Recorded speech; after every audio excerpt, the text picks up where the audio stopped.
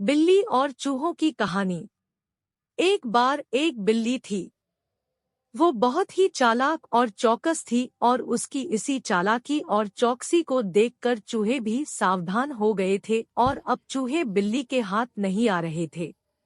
एक समय ऐसा आया कि बिल्ली भूख के मारे तड़पने लगी।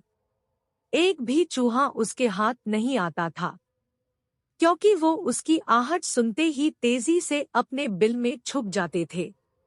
भूख से बचने के लिए बिल्ली योजना बनाने लगी। तभी उसके दिमाग में कुछ आया और वो एक टेबल पर उल्टी लेट गई। उसने सभी चूहों को यह सोचने पर मजबूर कर दिया कि वो मर चुकी है। सारे चूहे बिल्ली को ऐसे लेटा हुआ अपने बिल से ही देख रहे थे। उन्हें पता था कि बिल्ली बहुत चालाक है, इसलिए उनमें से कोई भी चूहा अपने बिल से बाहर नहीं आया। लेकिन बिल्ली भी हार मानने वालों में से नहीं थी।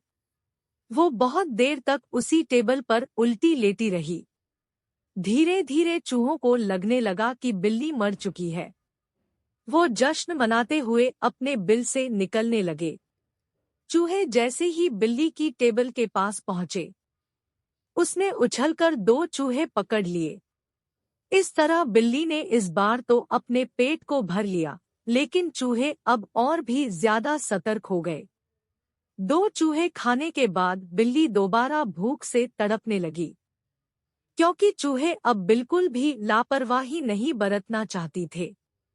इस बार पेट भरने के लिए एक बार फिर बिल्ली को योजना बनानी थी, लेकिन इस बार छोटी योजना काम नहीं आने वाली थी। इसलिए बिल्ली ने अब खुद को पूरे आटे से ढक लिया। चूहों ने सोचा कि वह आटा है और उसे खाने के लिए आ गए, लेकिन एक बूढ़े चूहे ने उन्हें रोक दिया। उसने ध्यान से आटा देखा तो उसे उसमें बिल्ली का आकार दिखने लगा। तभी बूढ़े चूहे ने हल्ला मचाना शुरू किया।